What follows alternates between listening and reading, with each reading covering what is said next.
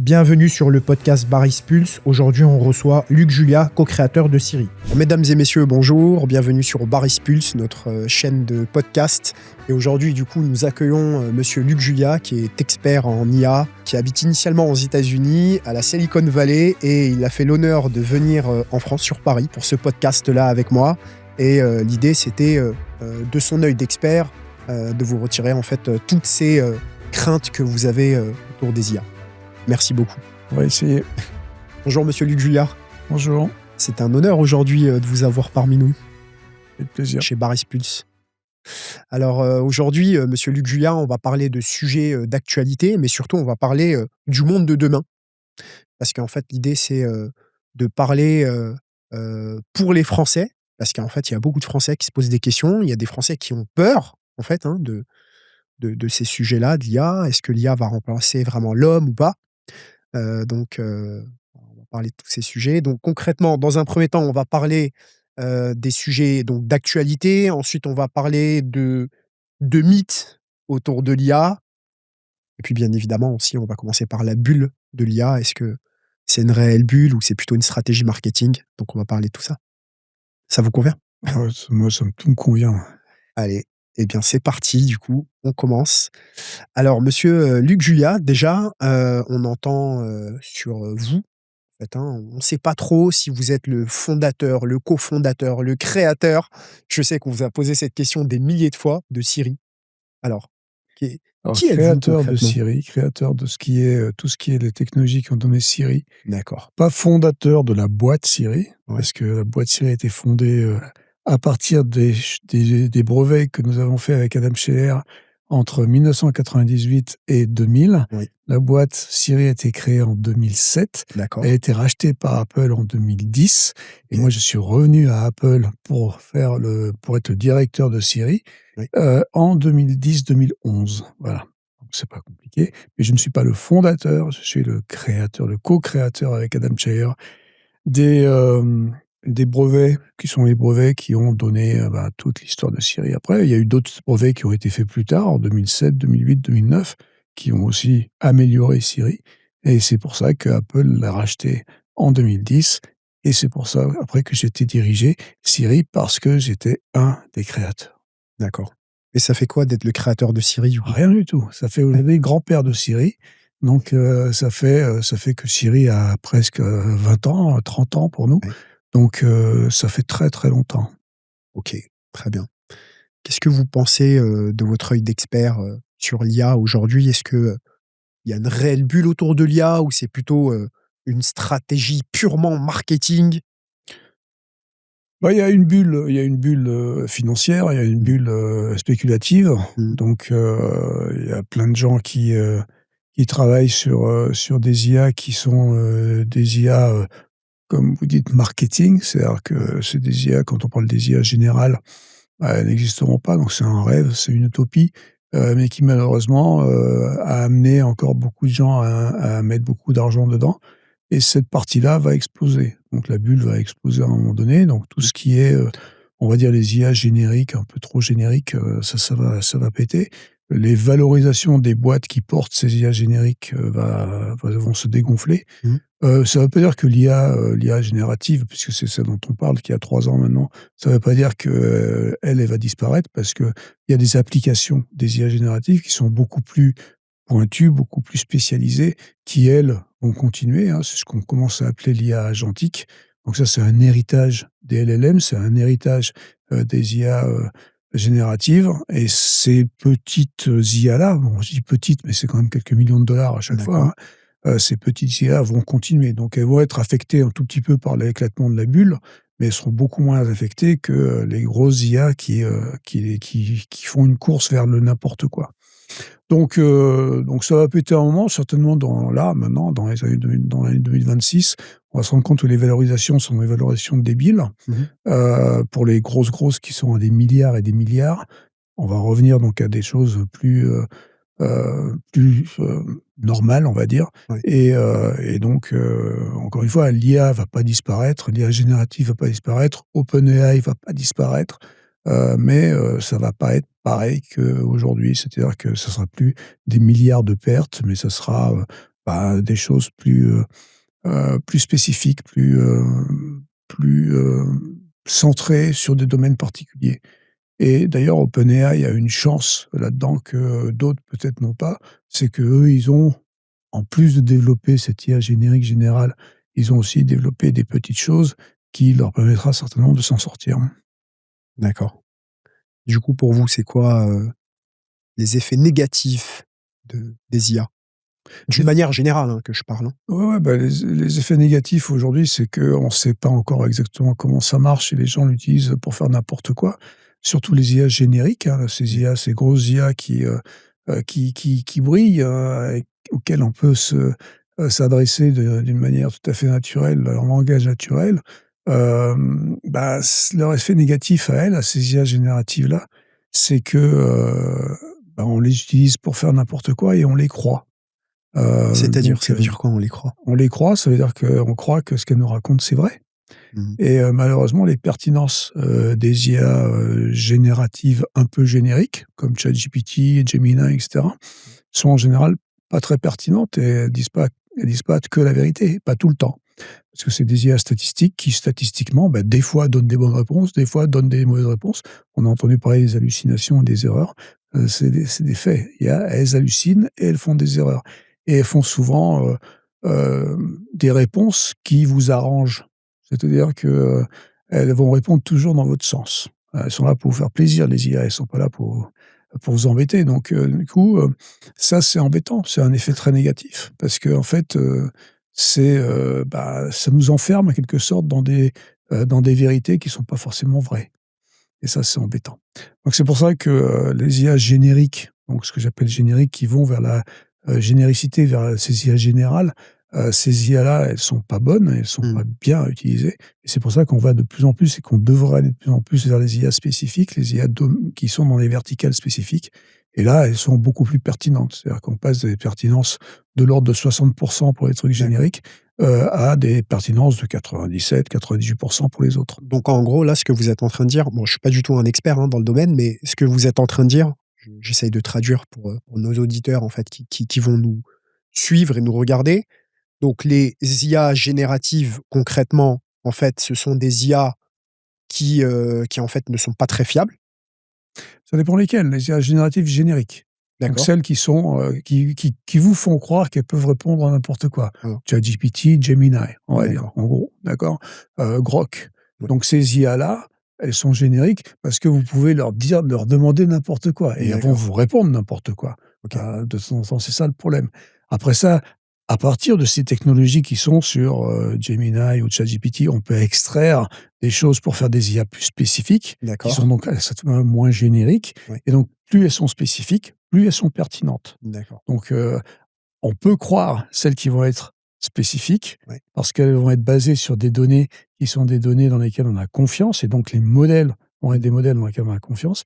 Les autres IA, elles sont basées sur des modèles qui sont des modèles génériques, trop génériques, basés en général sur internet et on sait que sur internet, il y a Ouais, pas que des trucs il y a vrais de tout. et donc du coup, c'est des fois ça vous dit des trucs vrais, des fois ça vous dit des trucs faux. D'accord et donc du coup, concrètement, une IA spécifique, donc du coup, forcément sera beaucoup plus spécialisée sur tel ou tel sujet ou Exactement. tel domaine, Mmh mh. si j'ai bien compris. Ouais. Mais par contre après, encore une fois, hein, je suis pas un Mmh. spécialiste, c'est l'humain, en fait, qui va aussi alimenter son IA, on est d'accord? Bien sûr, ouais, de Pour toute qu'elle façon, soit de plus en plus fiable? c'est l'humain qui, de toute façon, alimente les IA, parce que s'il y a des choses qui sont pas vraies sur internet, elles sont pas arrivées comme ça. Mmh. C'est les humains qui l'ont créé. Les gens qui ont décidé de créer des sites sur la terre que la terre est plate, les platistes, ils sont sur internet.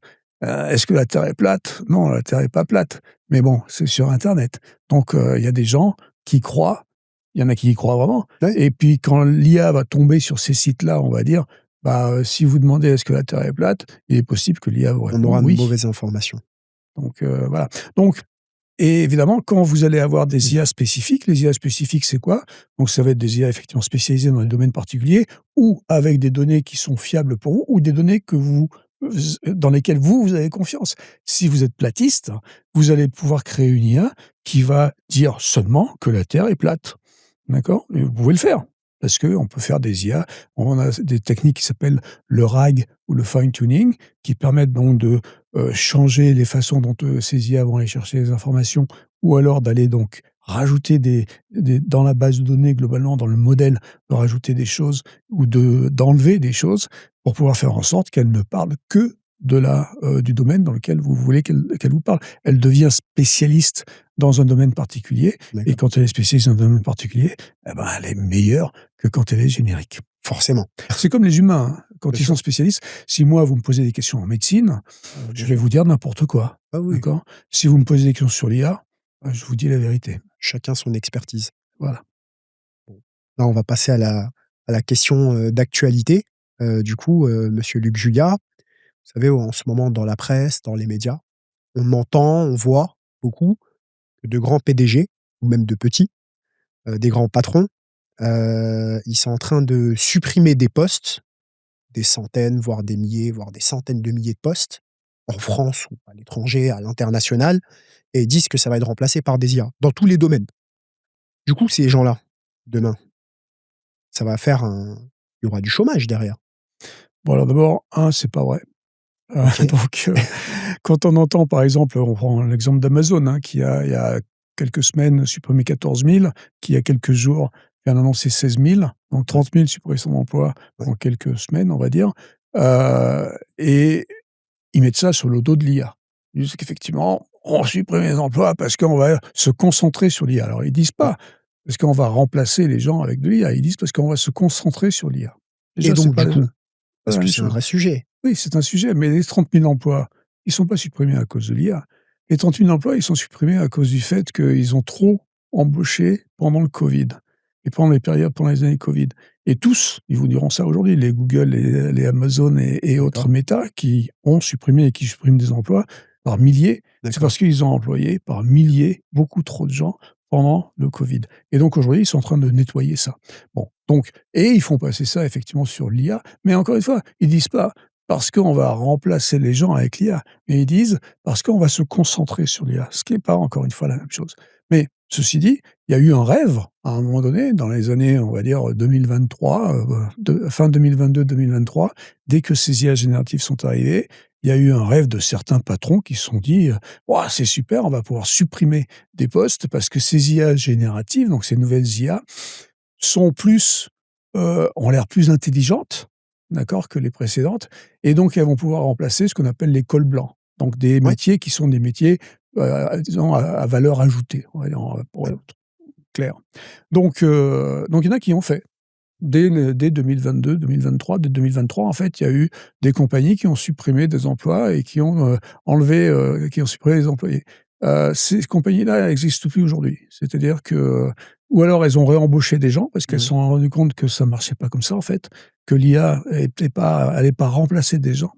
Et on s'est aperçu petit à petit, dans les 3 années qui viennent de s'écouler, que ces IA n'étaient pas là pour remplacer des gens, mais que ces IA étaient là pour augmenter les gens, ce qui est bien différent. D'accord. Et donc, du coup, ceux qui avaient viré des gens, je vous dis, il y a une boîte de pub française, par exemple, assez connue, qui avait décidé enfin, c'est connu, c'était une start-up, qui avait décidé, le patron avait dit: «Je vais, éliminer la C'était moitié de laquelle, mes emplois». cette société? Je me rappelle plus du nom, mais D'accord. c'est une boîte française qui avait on peut chercher simplement dans les news, c'était en 2023. Ouais, Donc ils ont supprimé le patron a supprimé la moitié des emplois, il a dit: «Parce que je vais remplacer par l'IA». ouais. Il a jamais pu remplacer quoi que ce soit par l'IA.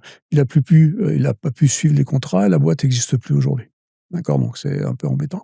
Mmh. Bon, c'était une start-up, mais c'était quand même quelques centaines d'emplois, hein. Et donc voilà, donc on s'est aperçu petit à petit parce qu'on ne comprenait pas encore comment ça marchait, enfin les gens qui disaient ça ne comprenaient pas comment ça marchait et donc petit à petit, on s'est rendu compte que finalement ces IA ne sont pas là pour nous remplacer, mais sont là plutôt pour nous augmenter et pour ça, on peut se référer en fait à ce qui s'est passé depuis la nuit des temps. À chaque fois qu'il y a des nouvelles technologies qui ont l'air de faire des choses qui ont l'air intelligentes ou qui ont l'air de pouvoir remplacer plein de gens, on peut revenir, jusqu'à la vraie révolution industrielle dans les années 1800, où finalement Schumpeter, qui a étudié donc les choses, et qui, nous a sorti, une théorie, au début des années 1900, qui a expliqué, la théorie du remplacement, de la, destruction créative, il a appelé ça. Donc on détruisait des emplois, mais on en créait d'autres,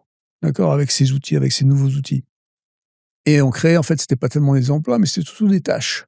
Des tâches à l'intérieur des métiers D'accord, qu'on détruisait, mais on en créait des nouvelles et d'accord, donc du coup, net, on s'est retrouvé avec le même nombre d'emplois. Ça a pas d'accord. créé de chômage, cette révolution industrielle et aujourd'hui, vous avez en France un prix Nobel d'économie qui s'appelle Philippe Aghion, Oui, qui est, un, schumpeterien et qui, reprend donc les théories de Schumpeter, mais qui les applique à la modernité, donc aux choses d'aujourd'hui et qui les applique en particulier aux IA génératives et qui explique très bien qu'aujourd'hui, ah ben, les IA génératives ne détruisent pas les emplois, mais d'accord. en Parce que créent de nouvelles tâches. Parce que ouais, en fait, monsieur Luc Julia, par exemple, quand encore une fois, hein, je me permets, Oui, bien pour nos sûr. auditeurs, on voit dans la presse, voilà, Mmh, les métiers, d'administratifs, les mmh, métiers de compliance, mmh, les métiers, je sais pas, de design, de mmh. traducteur, Ouais, notamment, par exemple, dans les banques, dans les ouais, compagnies d'assurance, dans le ouais, droit, ouais. dans Vous avez même des dans exemples? l'informatique. Des exemples de boîtes qui ont viré vraiment des gens qui font tous ces métiers-là? C'est ce qu'ils écrivent. Et voilà, Après, c'est ce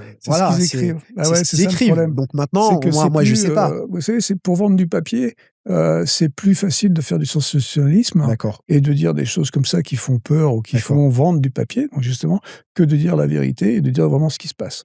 OK. D'accord? Et la vérité, c'est que, bah, vous pouvez chercher. Les designers, c'est très intéressant justement parce qu'il se trouve que dans la boîte dans laquelle je travaillais récemment, il y a pas mal de designers, hein, puisque chez Renault, on design des voitures et les designers avaient effectivement très peur au début, quand les IA Oui, génératives sont arrivées, ils avaient très peur. Ils ont dit: «Oh là là, l'IA va me remplacer». Et ben, qu'est-ce qu'on a fait avec les designers? On a fait ce qu'on a fait avec tous les autres métiers d'ailleurs qu'on appelle les cols blancs, donc ces métiers qui sont censés être plus intellectuels que les autres. On a expliqué et on a dit: «Ben et allez, allez-y, on va jouer avec. On va jouer avec au lieu de parler». Donc on a mis entre les mains de ces designers, ces IA et oui. qu'est-ce qu'ils ont fait avec? Eh ben, avec, ils ont commencé à faire des brouillons, des trucs, des machins, où ils ont créé eux-mêmes des choses Donc en fait, qui ça les a étaient augmentés, voilà, concrètement. exactement, ça les a augmentés. Ça leur a permis de faire des choses qu'ils faisaient pas forcément plus vite d'ailleurs, Mmh. parce qu'on parle souvent de productivité, mais en fait, ça amène pas vraiment de la productivité en termes de temps, mais ça amène de la qualité. C'est ce qui s'est passé avec les designers en particulier, c'est qu'ils se sont mis à utiliser l'outil pour faire des trucs un peu de débiles. Donc, ils ont fait des D'accord. machins qu'ils auraient pas pu faire s'ils faisaient ça juste avec Photoshop, Ouais, mais ils sont mis à le faire parce que l'IA pouvait générer des trucs ouais. qui étaient faciles parce qu'ils pouvaient le dire avec le langage naturel. Mais ça leur a donné des idées à eux créatifs, parce que c'est eux les créatifs, qui leur a permis en fait d'être meilleurs dans leur métier et de faire des plus beaux designs en utilisant l'outil aussi, mais d'avoir des choses qui étaient plus raffinées. Donc ça a été Et en beaucoup plus fait, ça a qualitatif. été plus qualitatif et en fait et on leur a expliqué et eux-mêmes ils ont conclu que c'était exactement ce qui s'est passé 35 ans avant avec Photoshop. Qu'est-ce Mmh. qui s'est passé avec Photoshop? Ça, c'est Eh une ben très bonne avant comparaison. bah, oui, c'était avant, ils jouaient avec, bah, leurs petits crayons et leur papier, d'accord? Et puis ils faisaient des ronds qui étaient ronds, mais quand ils faisaient avec Photoshop, les ronds étaient ronds, mais ils étaient plus ronds, d'accord? Et quand ils étaient dans Photoshop quand ils étaient avec leurs petits crayons et papier pour faire des ombres, ça prenait du temps. Avec Photoshop, vous dites: «Mets une ombre», tchouk, il met une ombre, d'accord? Et donc ils se sont aperçus que finalement l'outil qu'on qu'on leur avait donné à l'époque, il y en a qui étaient réfractaires à Photoshop à D'accord. l'époque. Il y en a qui ont dit: «Ah, je vais jamais utiliser Photoshop». Ceux qui sont réfractaires, oui, eux, ils sont dans le caca, d'accord? Eux, ils peuvent être remplacés, d'accord? Mais ceux qui vont adopter l'outil et la plupart ont adopté Photoshop, ont adopté ces outils, ils deviennent juste meilleurs. D'accord. Ils font pas forcément encore les trucs plus vite. Certaines tâches vont plus vite, mais certaines tâches surtout sont En plus fait, qualitatives. concrètement, pour vous, l'IA, voilà, c'est un accompagnateur C'est qui un va ag accom oui, c'est voilà, un qui assistant. c'est C'est un pour ça qu'on les assistant appelle des assistants, en fait. exactement, c'est un assistant qui va accompagner l'humain Ouais. pour le faire monter en compétences. Exactement et donc ce qui est intéressant aussi, ce qu'on a vu dans les groupes d'écoles blancs, qui est super intéressant, c'est on a vu dans une équipe, allez, on va prendre une équipe de 10 personnes et je vais faire un truc, heu, fictionnel, d'accord? Donc on a une équipe de 10 personnes. Dans l'équipe de 10 personnes, il y a le mec qui est bon, celui qui est là depuis longtemps, c'est le D'accord. vraiment L'expert. l'expert du truc, d'accord? OK. Il est au top du top, d'accord? Et puis il y a les autres qui sont, bon, pas mauvais, machin et puis il y a toujours Jean-Paul qui est nul. OK. D'accord? Jean-Paul, il fait chier. D'accord? Jean-Paul, il est toujours en train de nous emmerder parce qu'il est nul et c'est lui, en fait, qui fait en sorte que le groupe marche pas Ouais, bien. C'est la faute de Jean-Paul. ouais, c'est la tache D'accord? noire du groupe. Voilà, c'est le tâcheron, D'accord. c'est Jean-Paul. D'accord? Et qu'est-ce qui se passe avec l'IA? Avec l'IA, l'expert, bah, pouf, il devient un peu meilleur. D'accord? Les autres dessous là, ah, ils deviennent pas loin de l'expert. Ils commencent à avoir des trucs pas mal. Et Jean-Paul? Bah, Jean-Paul, il monte aussi en compétences. Ouais, ils montent en grade. L'IA l'aide, d'accord? L'IA est là pour l'aider et finalement après, ça uniformise le groupe et donc ce que ça fait, au lieu d'entendre ce que vous aimez bien en France, vous aimez toujours vous flageller, vous dire qu'on est nul, machin, que tout va mal et tout ça. Là, au lieu d'avoir du nivellement par le bas, on a du nivellement par le haut. Le truc incroyable que vous croyez même pas, vous, en France, là, eh ben, on a le nivellement par le haut. Les gens sont meilleurs. Ils sont meilleurs dans ce qu'ils sont censés faire avec ces IA. Enfin, ils deviennent meilleurs plutôt. Oui, bah, ils sont meilleurs. Ouais, Bah, ouais. avec l'IA, ils sont meilleurs. Sans l'IA, ils sont moins bons. Et donc celui qui fait pas si Jean-Paul, il dit ou n'importe quel autre dit: «Je vais pas utiliser l'outil», ah bah, eux, ils sont vraiment, Ouais, eux, ils embêtés parce que ça va pas bien se passer. ouais, je comprends. Donc il faut prendre l'outil, il faut le considérer. Ça veut pas dire qu'on va l'utiliser tout le temps, ça veut pas dire qu'il faut l'utiliser. Des fois, on se rend compte qu'il sert à rien, Mmh. l'outil, ça arrive. Mmh. Mais la plupart du temps, dans ces IA, les IA génératives, quand on trouve les cas d'usage, qui sont pas faciles à trouver, mais quand on trouve les cas d'usage, ça marche bien. Ouais, hier, j'étais avec mes collaborateurs au bureau et comme vous savez, je suis aussi dirigeant d'entreprise et en fait, on dit: mais demain, mais on entend parler d'IA, partout. Ouais, Mais nos enfants et nos petits-enfants, ils vont devenir quoi, en fait? Qu'est-ce qu'ils vont faire demain? ouais. Eh ouais, Parmi ça toutes c'est une bonne ces IA, question. parmi, C'est une bonne moi le premier question, qui suis papa, ouais. je me pose des vraies questions. Eh Ils ben, sont encore tout écoutez, jeunes, les miens. je vais vous donner une réponse pour les vôtres et pour les autres. Hem, Ils vont tous être dans la tech? non. Non, mais Ils justement, seront où alors, du c'est coup? ça qui est chouette, c'est que, on va comprendre, hein, on commence à comprendre petit à petit et on arrête de raconter des bêtises que j'entends souvent qui sont, les bêtises, c'est, «Ah, j'ai pas besoin de me former parce que l'IA va le faire à ma place». Je reprends Jean-Paul là Ouais, et les autres. c'est un bon exemple, hein, ce Jean-Paul. Ouais, Jean-Paul, il est bien, ouais. Jean-Paul et les autres, ils font un métier. Ils ont un métier. Ils utilisent l'IA dans le métier pour être meilleurs dans le métier, dans la fonction dans laquelle ils vont Ouais, utiliser l'IA. Et en fait, si on n'apprend pas de métier, si on se forme pas dans le métier quel qu'il soit, on n'est pas capable de savoir si l'IA elle fait bien ou pas bien. D'accord? On n'est pas ça, on va pas savoir si l'IA va nous aider ou pas. Donc la grosse bêtise, c'est de dire ce qu'on entend, mais on va pas l'entendre longtemps, l'IA va le faire à ma place et moi j'ai pas besoin de me former. Au contraire, il va falloir se former dans tous les métiers. Boulanger, plombier, comptable, informaticien. Il va falloir continuer à se former parce que de toute façon, l'IA, je vais moi aider l'IA à être meilleure et l'IA va m'aider à être meilleur. Mais ça va être c'est une sorte de complémentaire. contrôle. Voilà, exactement. C'est pour ça, ça va être de la coopération. Vous D'accord. savez, il y a un exemple qui date maintenant d'une trentaine d'années qui s'appelle la robotique. La robotique, au début, on s'est dit: «Oh là là, c'est bon, on va remplacer tous les gens, c'est super, machin, on va mettre des robots partout». Bah non, c'est pas vraiment ce qui se passe. Quand vous allez dans les usines aujourd'hui, il y a des usines qui sont complètement robotisées parce qu'il y a des choses spéciales pour l'environnement et tout ça. Mais la plupart des usines qui sont un peu, compliquées, il y a toujours des humains dedans qui aident les robots et les robots qui aident les humains. On appelle ça de la cobotique maintenant, plutôt que de la robotique, D'accord. parce que c'est de la coopération entre les robots et les humains. Eh ben, pour l'IA, ça va être exactement la même chose. OK. On va bientôt appeler ça certainement de la co-IA ou n'importe quoi. Enfin, c'est pour ça qu'on va les appeler des D'accord. assistants, parce que ça serait comme ça. Et donc, on va apprendre des métiers. Il faut surtout continuer à se former. Il faut surtout pas abandonner. Ça veut pas dire qu'il faut tous être des spécialistes de l'IA. Ça veut pas dire ça du tout. Ça veut dire juste que, comme ces IA sont faciles à utiliser, eh ben, on va pouvoir les utiliser comme on a un assistant, puisqu'on leur parle comme à des humains avec du langage naturel. D'accord. C'est Donc, complémentaire, c'est du coup. anthropologique. Et donc, en plus de ça, donc c'est complémentaire avec moi et donc je vais m'améliorer avec l'IA et l'IA va s'améliorer avec moi. Voilà, donc surtout ne pas lâcher la formation. Si on arrête de se former, là, on est embêté et là, on rentre D'accord. dans une société d'idiots Ouais. parce qu'on rentre dans une société assistée Ouais. complètement d'idiots, parce qu'ils ne savent pas comment ils sont assistés, pourquoi, Ouais. et l'assistant peut faire n'importe quoi. Et comme on a vu tout à l'heure, ces assistants, malheureusement, quand ils sont un peu trop génériques, étant donné qu'on ne peut pas savoir ce qu'ils disent, c'est vrai ou pas, parce qu'on est idiot, Oui. d'accord? Eh ben, ils peuvent faire n'importe quoi et la société devient n'importe quoi. Mais ne en faites pas. Il y en a toujours quelque part qui, eux, savent, d'accord? Et eux, ils pourront, Et du coup, faire exactement ce qu'ils veulent. Donc du coup, on peut rentrer dans des sociétés qui s'appellent des dictatures après. d'accord.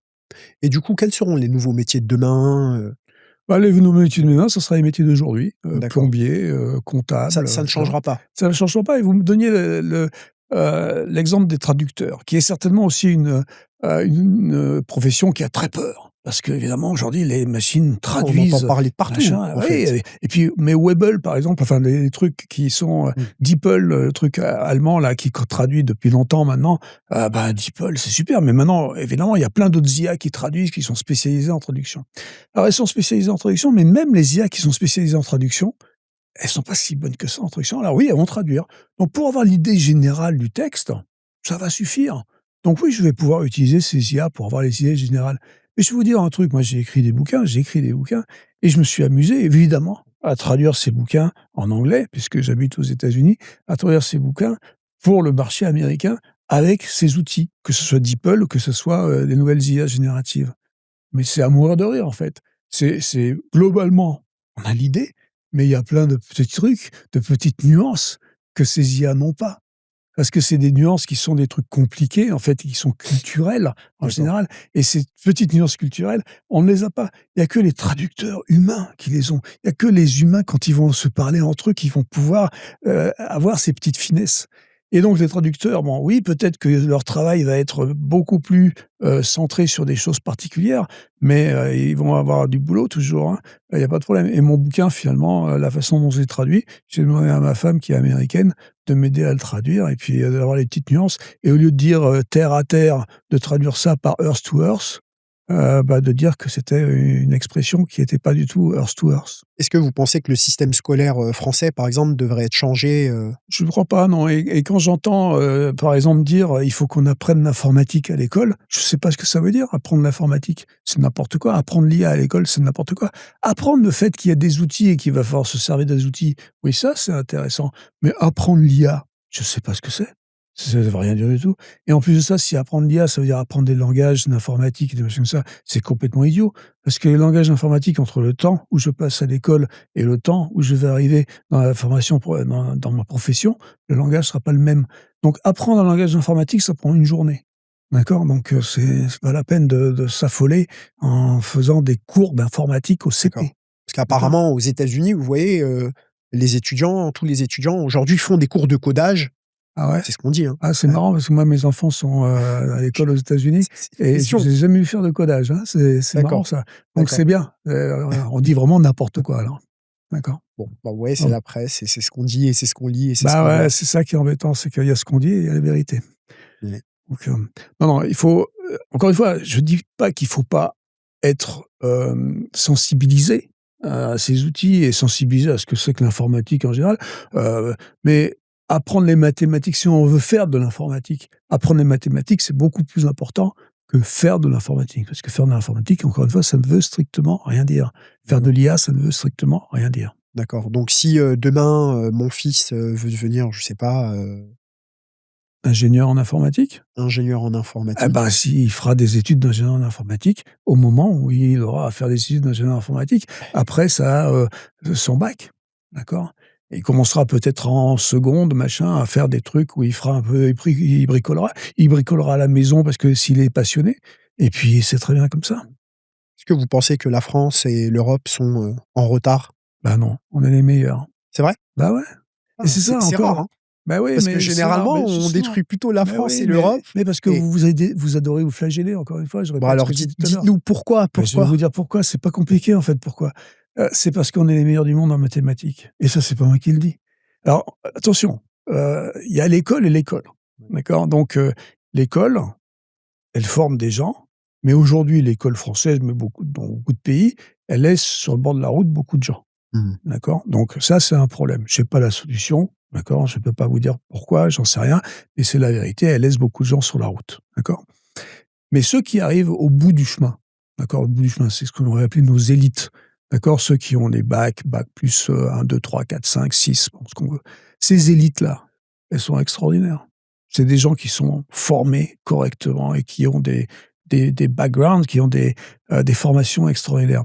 En mathématiques en particulier. Vous parlez bien des Français, là. Je parle des Français, oui, je parle des Français. Parce qu'on dit partout, les Français, le niveau scolaire des Français dans les mathématiques je est suis en train de devenu vous dire de justement, plus en plus nul. je vous parle de, et je on vous parle de ceux décortique. qui sont arrivés au bout du chemin. Ouais, Je ne vous parle pas des problèmes qu'il y a pendant le chemin. Je vous ai dit que pendant le chemin, il y a des problèmes, on laisse des gens sur le côté de la route. Et on laisse des gens sur le côté de la route qui ne sont pas assez formés. Parce que justement, on les laisse au bord de la route. Mais ceux qui arrivent au bout du chemin, donc encore une fois, bac plus 1, 2, 3, 4, 5, 6, donc ceux qui sont passés, là, qui ont réussi, et ceux qu'on appelle donc les élites, les élites, par définition, eux, ils sont des élites, d'accord? Et en mathématiques en particulier, d'accord, nos élites sont les meilleurs du monde.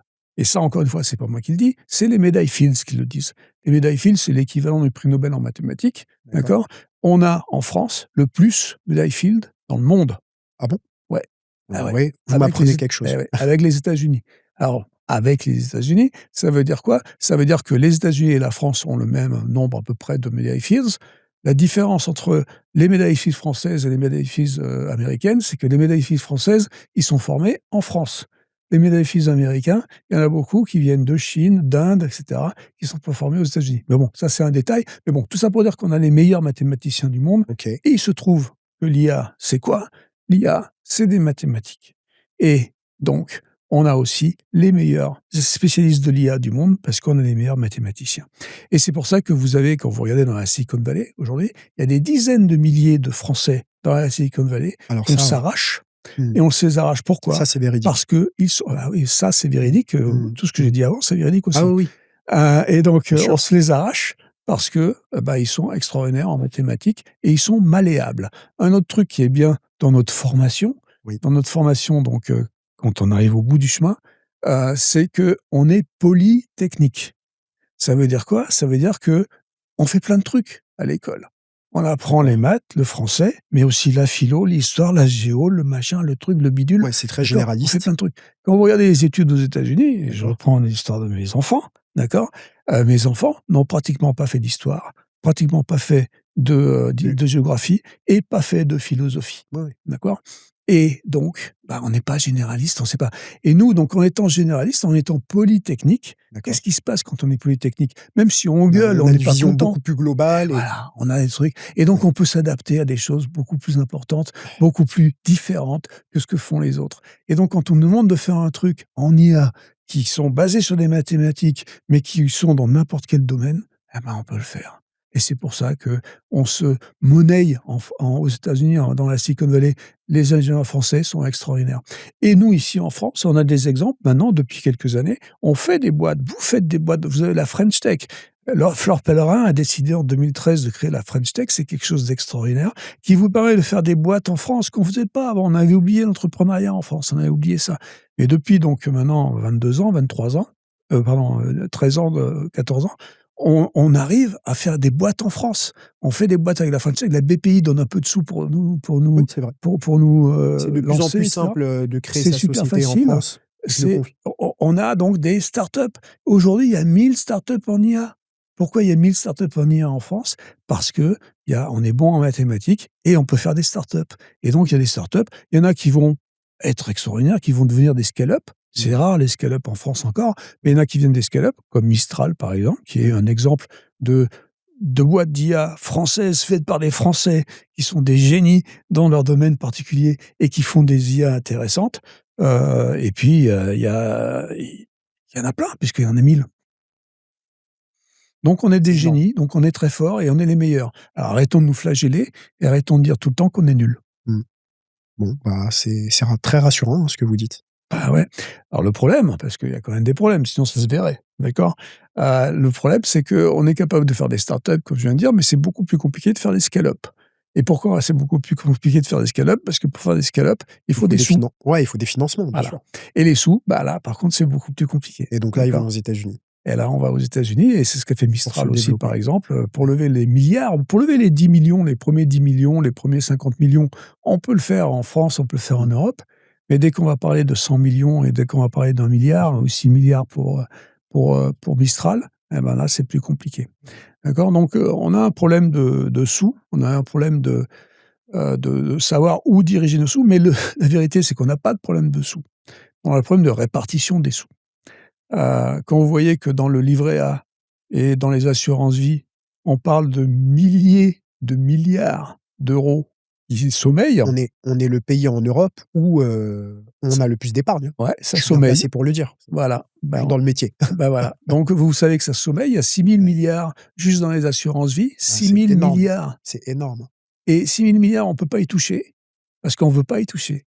Aux États-Unis, on a aussi ce type d'épargne-là. Bien sûr. Qu'est-ce qu'ils font avec les Ça épargnes? circule. Ça circule et les VC, ces fameux venture capitalistes qui sont des capital risqueurs, eh ben, risquent l'épargne et je peux vous le dire aussi, moi, c'est que ma retraite, parce qu'il y a pas de retraite aux États-Unis, mais on a des retraites qu'on met nous-mêmes dans des, Les pension funds. fonds de pension. Oui. Eh ben, ces fonds de pension, ils sont joués en bourse tous les jours et des fois, j'ai ma retraite qui monte, des fois, j'ai ma retraite qui baisse.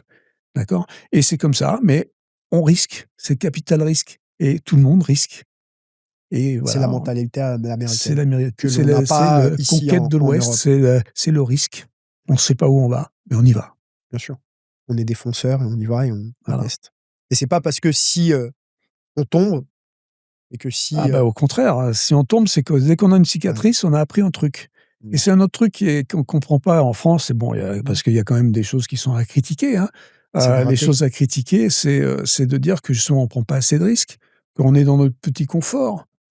Nos petits chômages, nos petits machins, nos petits trucs là, enfin c'est pas petit d'ailleurs, hein. Je veux dire si je vous dis, et ça s'est vu il y a pas très longtemps, si je vous dis: «Je vous enlève vos retraites, je vous enlève votre chômage», ça va être compliqué. Nous, aux États-Unis, on n'a pas de chômage.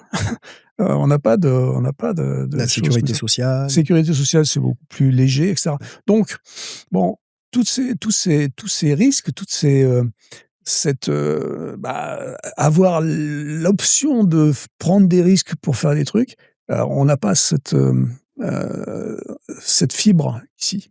On l'a plus, d'accord? On est dans un confort et donc à un moment donné, ça va plus marcher, parce que bon, il faut compter sur ses doigts, hein. Pour les retraites là, je sais pas comment vous allez faire. Et du coup, quelle serait, à votre avis, la future politique en France et en Europe? Est-ce que ça va se diriger vers ça ou pas? Je pense qu'on n'a pas le choix. À un moment donné, il va falloir expliquer aux gens, calmement que de toute façon, 2 plus 2 ça fait 4, hein.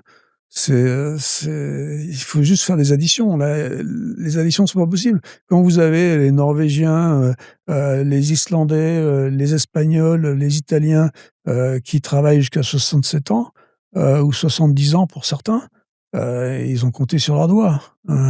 Nous, on compte pas sur nos doigts. On est à 62 et on gueule, quand on va passer à 64. Bah, bonne chance les gars, c'est tout ce que j'ai à dire. Donc ça peut pas marcher. Mais bon, encore une fois, socialement, je suis pour la retraite, c'est très bien, c'est super, mais il faut juste faire des comptes et savoir de quoi on À un parle. moment Mais bon, donné, je on n'y est veux pas plus. faire de C'est un autre sujet, ouais, c'est un autre d'économie sujet, et mais sociale. ce qu'il y a, c'est que ça vient quand même sur cette histoire de prendre des risques et cette histoire de confort aussi. D'accord. Faut comprendre que de temps en temps, on est obligé pour faire des trucs qui soient, différents, il faut avoir cette culture de l'échec, quelque part. Mmh. Mmh. Il faut échouer. Je Et donc vous vous êtes parliez tout à l'heure je de suis bien plombier. placé pour le dire, hein. Je suis entrepreneur, Bah j'ai ouais, eu plein d'échecs dans ma carrière. c'est comme ça qu'on Je suis réussit, descendu très bas, je suis remonté, je suis voilà reparti et on rebondit et quand on rebondit, et l'échec nous apprend. L'échec est de l'apprentissage, en fait. L'échec, c'est pas la fin. En France, le problème alors je vais vous raconter un autre truc quand même parce que moi, je suis né dans une famille d'enseignants, oui. donc ben, je connais bien l'école, je connais bien toutes ces, tout ce qui se passe là-dedans, et puis moi-même, évidemment, je suis un pur produit de l'enseignement français et quand j'étais au CP, quand, je faisais quelque chose de mal, je faisais une bêtise, on me mettait au coin, d'accord? Ou Mmh. même quand je faisais quelque chose de mal, quand je lisais mal un truc, on me mettait au coin, Ouais. d'accord? Aujourd'hui, dans un bureau, dans une compagnie, si je fais quelque chose de mal, on me met au placard, d'accord? Donc l'échec, parce que c'est des échecs, en fait, c'est Ah, quand je fais quelque chose de mal. ça fait partie. L'échec est pas reconnu, puisque l'échec, on me met au banc de la société, en quelque Ça, sorte, c'est énorme. d'accord? Aux États-Unis, l'échec est reconnu comme quelque chose où on a appris un truc. d'accord? J'ai échoué, pouf, OK. J'ai pris une claque, j'ai une cicatrice et machin, j'ai appris un truc et ce truc-là, bah, je le referai pas ou je le referai autrement parce que j'ai pris cette claque, d'accord? Et donc les VC, les venture capitalistes, par exemple, quand ils regardent, les dossiers des entrepreneurs, ils regardent pas tellement la technologie, machin, ça, ils s'en foutent, en fait. Ce qu'ils regardent, c'est l'entrepreneur. Bien C'est sûr. Le regarde leader, le gars, regarde si le gars, il a déjà fait des trucs, il bien a sûr. déjà échoué, il a déjà et là, L'expérience c'est terrain. intéressant. Voilà. Donc apprendre l'échec, c'est quelque chose qui est certainement compliqué, mais c'est quelque chose qu'on n'a pas du tout ici, hein. Non, on Je n'a pas parlais cette culture. d'éducation, de nos amis, américains tout à l'heure en les critiquant en disant qu'ils avaient que 2, qu'ils faisaient 2 choses, qu'ils étaient pas polytechniques, parce qu'ils font que de l'anglais et des maths, globalement. Mais mes enfants, ils ont appris un truc, à l'école américaine, c'est à monter sur la table. À monter sur la table et à dire n'importe quoi. D'accord?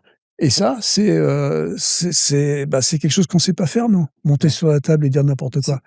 D'accord? Quand on a un mais Trump, pourquoi ils font ça, en fait? bah, Pourquoi ils pourquoi ils font font ça? Parce que ça donne la confiance et ça vous permet d'aller faire des trucs et vous essayez vous en ouais, confiance. Alors vous tombez de la table de temps en bien temps, sûr.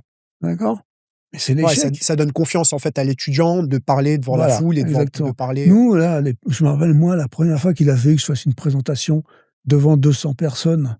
Machin, mais je transpirais, machin, je savais pas, il fallait que je lise quelque chose, il c'est vrai. fallait je On n'est sais pas pas formé à faire. ça, on n'est pas Ouais, formé à ça. on sait pas faire ça. Non, Tandis que mes enfants là, ils jouaient du violon devant 1000 personnes, ouais, ouais. aucun trac, 0, il y a rien, ça ne faisait rien. Non, on les habitue, Voilà, tout petits, en fait, hein, on ouais, les habitue ils montent sur la table. et c'est je pense que c'est la grande différence, en fait, entre l'Europe C'est une et grande les différence, c'est une des grandes États-Unis. différences, mais encore une fois, il y a les 2 côtés, hein. Il y a le mauvais côté, donc le fait qu'ils soient pas Ouais, polytechniques. Nous, on est polytechnique, oui, mais bon, il y a des choses qu'on apprend et d'un côté, qu'on n'apprend pas de l'autre. Donc il y a des choses à voir des 2 côtés, mais mmh, vous disiez tout à l'heure, vous me demandiez tout à l'heure: «Qu'est-ce qu'il faut qu'on fasse en France?» Point de vue, bah, je dirais: «On s'en fout d'apprendre l'informatique, mais apprenons peut-être à monter sur la table». ouais.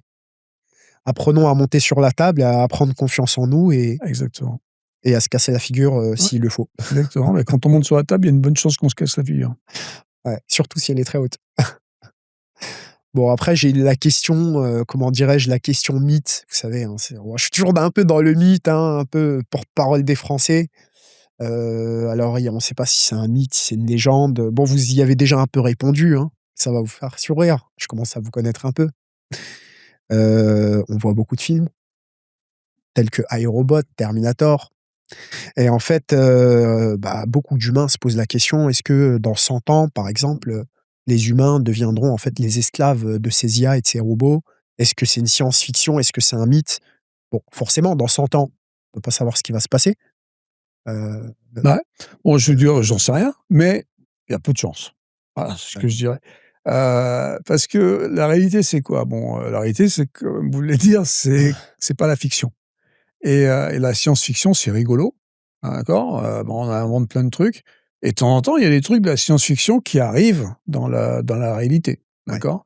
Mais et donc c'est super, il y a eu des visionnaires, il y a eu des gens qui ont trouvé des trucs qui ont montré des trucs dans science-fiction qui se sont avérés être des choses plus tard dans la réalité. Donc pourquoi pas? Mais ici, en particulier, si on parle de Terminator, si on parle de ces robots tueurs, d'aller en esclavage, tout ça, c'est notre décision. C'est nous qui décidons. Si j'ai envie de faire, un robot qui tue, les gens, mais ça déjà ça existe et ça marche très bien déjà aujourd'hui, d'accord? Est-ce que je lui laisse la décision? Bah, pas vraiment en fait. Aujourd'hui, ce que je fais, c'est que je lui donne des ordres, je lui donne, des trucs. Il peut avoir des bugs. mmh, Bon ça, c'est possible, hein, donc mmh, se retourner contre moi parce qu'il y a un bug, d'accord, ou alors, parce que je lui ai dit, «Tue n'importe qui» et je fais du random, je fais au hasard et donc il peut me tuer aussi. Alors ça, c'est ma faute, hein, c'est moi qui l'ai mal programmé, c'est de toute façon ma faute parce que de toute façon tous ces outils qu'on crée, quoi qu'il arrive, vous savez, moi je compare souvent, les IA quelles qu'elles soient, ces outils avec un marteau. Le marteau, c'est moi qui tiens le manche, d'accord? C'est moi qui décide. ouais, Donc il y bien a sûr. plein de façons d'utiliser le marteau. Je peux utiliser le marteau pour planter le clou. Bah, c'est bien, ça C'est marche mieux que mon efficace. poing, c'est Au moins, c'est efficace. direct. C'est l'outil qui est utile, par définition même, ça marche. Je peux utiliser le marteau pour planter une vis. C'est complètement idiot, Ouais, ça, c'est un d'accord? peu plus C'est compliqué. idiot, c'est possible, je peux le faire, d'accord? Mais ça marche pas. d'accord? Je peux utiliser le marteau pour vous taper sur la tête. Ouais. D'accord? C'est ma décision. Je vous tape sur la tête avec le marteau. Bon, la société a décidé que c'était pas bien. D'accord? Et donc ils vont me mettre en prison parce que je vous ai fait mal quand même, je vous ai tapé sur la tête avec le Ah, vous marteau. serez puni. D'accord? Donc je serai puni. La société a décidé que c'était pas bien. D'accord? Et je peux aussi lancer le marteau au hasard, dans la foule. D'accord?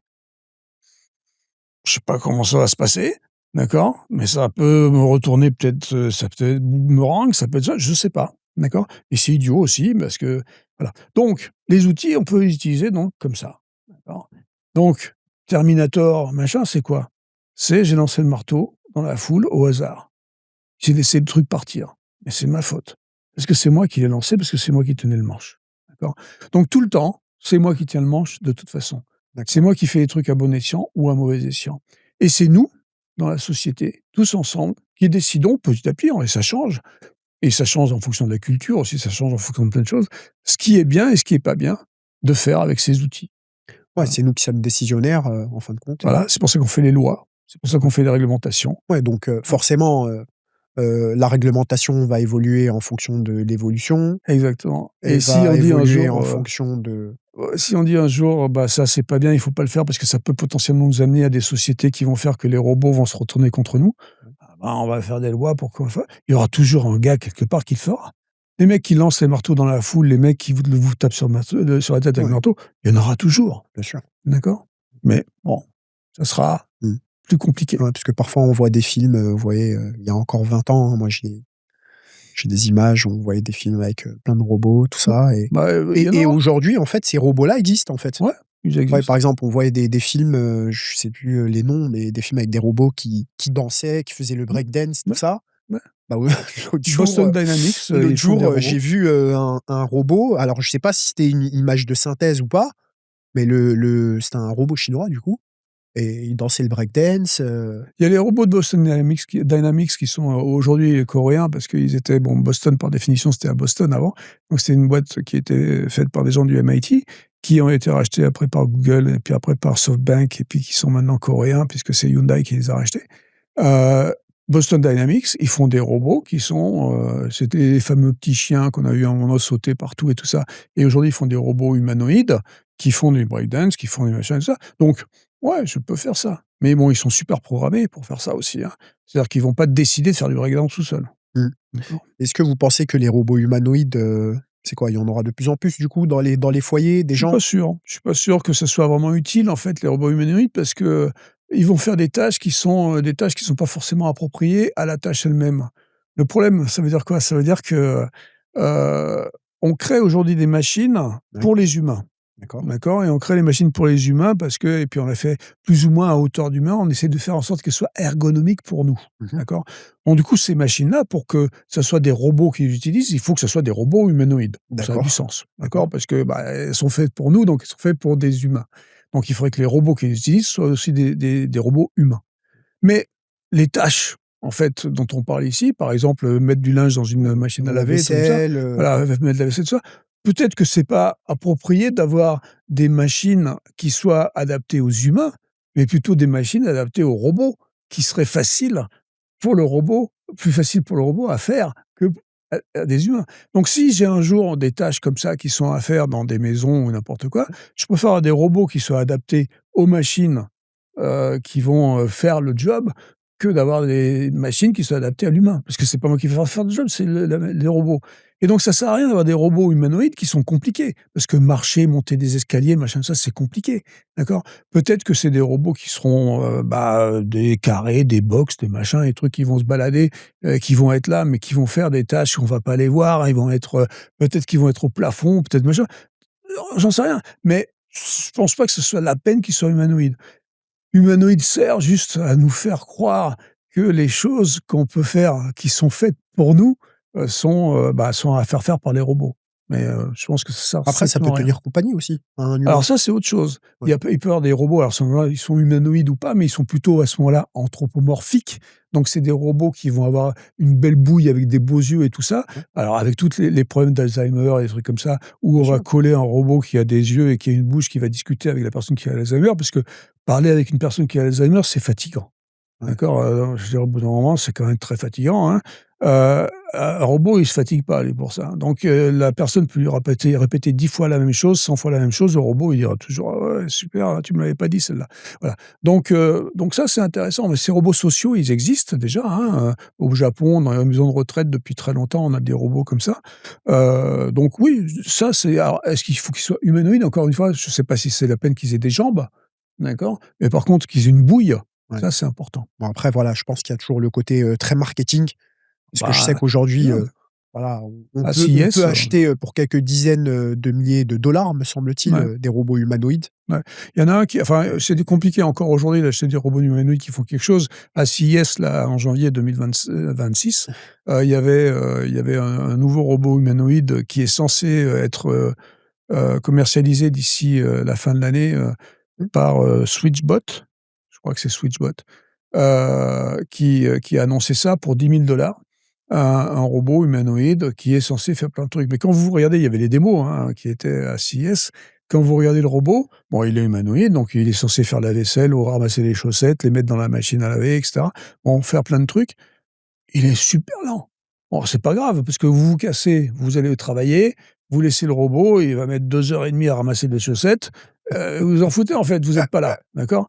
Donc il est super lent, il fait des trucs, c'est rigolo, d'accord? Mais encore une fois, je pense pas que ce soit le meilleur form factor comme on dit, la meilleure, ouais. solution pour ramasser les chaussettes.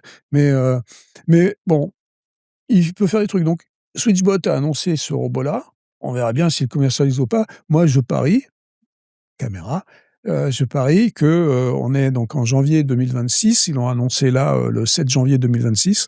Je parie qu'ils ne le commercialiseront pas avant la fin de l'année, contrairement à ce qu'ils ont dit. Incroyable. On verra, On verra bien. mais je reviens l'année prochaine et puis on en parle. Donc concrètement, faut se remonter les manches pour aller faire, le ménage. Ouais, il faut ramasser vos chaussettes. Ouais, Ouais, ramassez vous-même vos chaussettes. mettre Non, mais de il y a bons d'autres gants et y robots. aller. Il y a des robots qui ramassent les chaussettes qui sont bien meilleurs, hein. Il y a des robots aspirateurs, qui ont des petits bras et qui ramassent les chaussettes en face Ça, j'ai de vu truc. ça aussi, Ouais, ça c'est c'était mignon. l'année dernière à CES aussi et ces robots-là, ils ont un form factor qui est beaucoup plus, adapté en fait que le robot humanoïde. Parce qu'ils sont en bas, ils sont à côté des chaussettes, donc c'est plus facile, c'est Ouais, puis les robots humanoïdes, en plus, ils sont grands, quoi. bah ouais, donc ça Ils sert à sont rien, il faut qu'ils se grands, ça baissent, il prend faut de la machin, enfin c'est place, compliqué. le truc qui Ouais, bah enfin, ouais, le robot, il vient, ouais. il Puis passe, ça bouffe de l'électricité, hein. ouais, c'est vrai Mais que ça bon, aussi, c'est un sujet de c'est intéressant, il y a quelque chose d'intéressant, mais je pense foncièrement que ça ne sert strictement à rien. Il y a des rôles sociaux, comme vous avez dit, donc ça peut être rigolo, mais sinon, des rôles d'avoir tous des robots, humanoïdes dans la maison, pour faire des tâches ménagères, j'y crois absolument pas.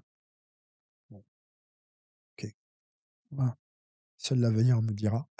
Ouais, mais vous voyez, mais on a bien fait, en fait, avec les robots aspirateurs. Les robots aspirateurs, ça fait plus de 10 ans maintenant que ça fait 15 ans que ça existe, peut-être pas un peu plus même, avec, Robot, comment il s'appelait? iRobot. Donc c'était eux qui ont commencé il y a une quinzaine d'années, un Moi, peu j'en ai un. plus et donc les iRobots, ça n'a strictement rien à voir avec, ce qu'on fait quand on aspire, quand on passe nous-mêmes l'aspirateur. Mais c'était une super bonne idée. C'est un truc qui est en bas, qui, là, il évite les Ouais, et trucs, puis les ça fait pas obstacles. de bruit, c'est Ouais, pas de discret, bruit, ça fait des trucs et puis ça fait surtout le job quand on n'est pas là, ouais, c'est vrai. d'accord? Donc on ferme la porte, poum, le robot peut démarrer et faire ce qu'il a à faire et puis s'il le fait en 10 heures, il le fait en 10 heures. On s'en fout, en fait, d'accord? Donc voilà, ces form factors-là, ils ont du sens. J'ai pas eu besoin de faire un robot qui, passait à l'aspirateur comme moi j'aurais passé à l'aspirateur, un robot humanoïde. Voilà, c'est des robots spécialisés qui sont, je pense, beaucoup plus finaux que les robots. Alors ce qu'il y a, c'est qu'il en faut plusieurs. La différence avec un robot humanoïde qui potentiellement est multitâche, d'accord? Donc lui, il peut faire n'importe quoi, il peut faire les vitres, il peut faire le sol, il peut faire Ouais, machin. et tout. Donc lui, il est multitâche, il est comme nous, multitâche. Ou alors, on a plein de robots qui font chacun des trucs particuliers. Donc on a un robot aspirateur, on a un robot pour les vitres, on a un robot machin. Donc ça fait peut-être beaucoup de robots aussi. Je sais pas. Donc Bon, on verra bien. on verra. On verra bien dans 100 ans. Ouais, non, un peu moins que ça. Pour ce qui est des robots qui servent à quelque chose et les machins, comment qui vont être, dans la maison, Domestique. tout ce qui est domestique, tout ce Ouais. qui est, globalement, qui vont remplacer les l'électroménager et tout ça.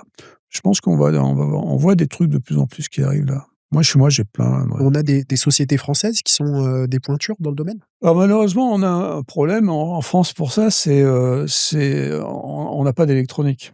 Ah, Et donc, on a très peu d'électronique. On a ST qui fait de l'électronique, mais sinon on n'a pas de puce, on n'a pas de machin, donc c'est compliqué. Et du coup, les Chinois et les Américains sont mieux placés que nous pour ça. Et les Coréens évidemment aussi. Mmh. Donc, mais des sociétés qui pensent à des trucs. Vous voyez, par exemple, moi j'aime bien la société qui s'appelle WeThings. Je ne sais pas si vous connaissez WeThings. Je connais pas. C'est une société française qui fait des objets plus dans le bien-être médical presque, et bien-être. Donc c'est eux qui ont fait les premières balances connectées il y a longtemps. Mais c'est intéressant. Ces balances connectées, c'est sympa, c'est un truc, pour notre forme, c'est bien. Ils ont fait des montres connectées enfin avant celle-là, ils ont fait des machins, des tensiomètres, ils ont fait des choses comme ça. Donc on a des gens qui ont des bonnes idées aussi. Donc mais bon, c'est à faire. Dès qu'il faut, faire quelque chose, c'est compliqué à faire ici. Du coup, monsieur Luc Julia, quelle serait, votre conclusion? Pour terminer en beauté, sur tout ce qu'on s'est dit, le mot français, en fait, pour enlever leurs craintes. C'est de dire que ces IA sont super utiles, mais qu'elles sont pas magiques. C'est pas de la magie noire, hein, le truc, ces IA sont là pour nous aider, c'est des assistants et quand on les utilise à bon escient, c'est super bien. Quand on les utilise à mauvais escient, c'est très dangereux. Bah, écoutez, c'est parfait. Vous Voilà, avez terminé en beauté, merci beaucoup avec plaisir, et c'était juste génial. Ce fut un plaisir. partagé.